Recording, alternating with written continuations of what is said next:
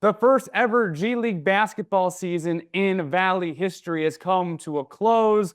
The Valley Suns in their inaugural season came just a few steps away from making the G League championship game. So, to talk more about, we welcome in Sports 360 AZ's host of Hoop Talk, Eliav. Gabay. Now, you were also on a few of the broadcasts as well throughout the year, and you got some up close and personal looks with this team. But what did this group accomplish? Not just on the court, but also whether that be a community aspect, whether that be more parts of just a team here in Tempe now.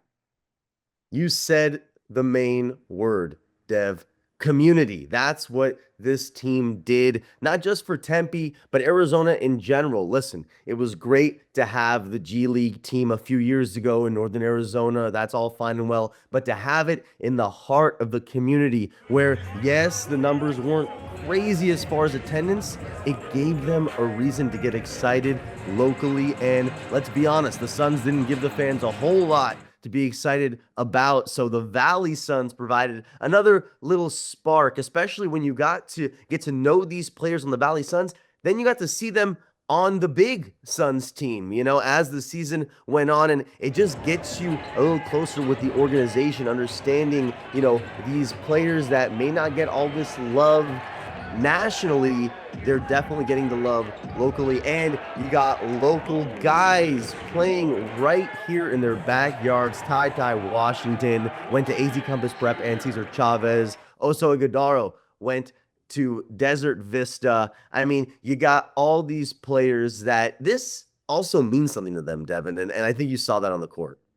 So let's actually dig more into that part of it, because this team is not just a standalone team. It's a feeder, if you will, to the NBA Phoenix Suns. And so we got to see guys like Ty Washington, like Colin Gillespie, go and ball out in the G League, and then go and have some starlight on the national stage in the NBA. So foundationally, with a Suns franchise that's pretty depleted draft pick-wise, what does having a G League team actually do foundationally for the big league NBA Phoenix Suns?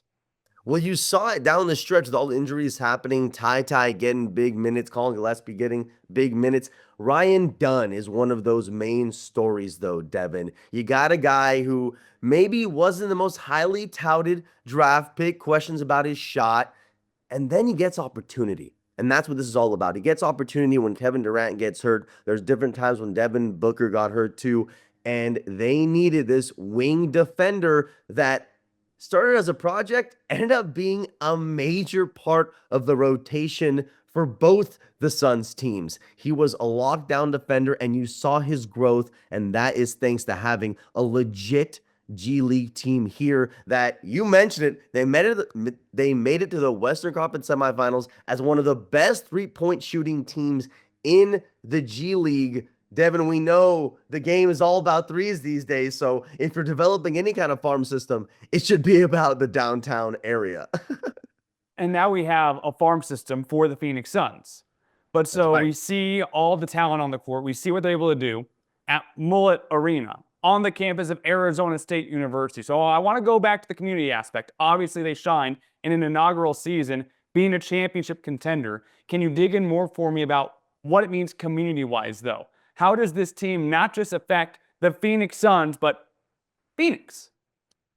That's a great question, Devin. The main example I can give you is someone like Kevin Durant coming to watch a game, and all the kids, you should have seen it. You should have seen it, Devin. All the kids crowding him, going crazy. And Kevin Durant takes the time and signs every single one of those autographs. Him just being there is the excitement that these kids need to say, wow, this game is something special. This game is inspiring me. And then him also taking the time to be there with them.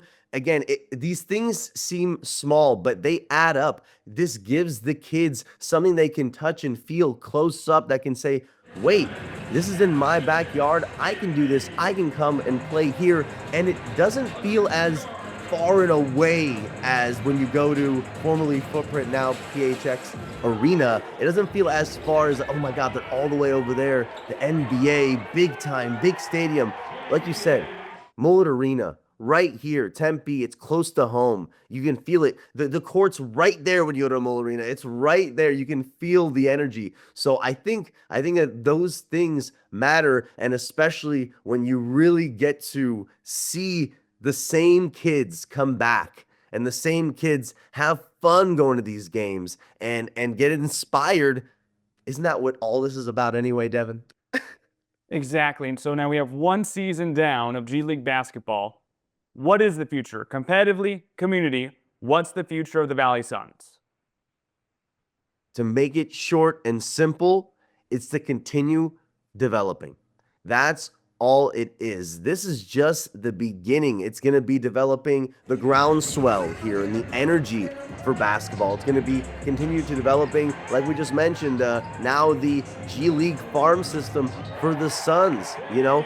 We've seen already in a few different seasons, injuries being a big problem, also roster construction not always ending up where they think the team should be. And that's where G League comes in. Honestly, this year, the season could have been a lot worse for the Suns if it wasn't for these G League players we mentioned in Gillespie, in Washington, in Iguodaro, in Dunn. If it wasn't for some of those players, it would have been a very different season. So as far as the future of the G League Suns is to continue to support the Suns and basically develop these young guys that may not be ready for the NBA, but definitely have the potential to be effective. And that's the importance of something like the G League Suns. He has his thumb on the entire basketball community in the state of Arizona. Eliav, Gabay. They did have open tryouts last year. Are you trying out if they have open tryouts again this year? You know what? I might, but only if you come with me. Deal. All right, I'll embarrass myself. I'm down for that. Thank you, Eliav. Appreciate the time.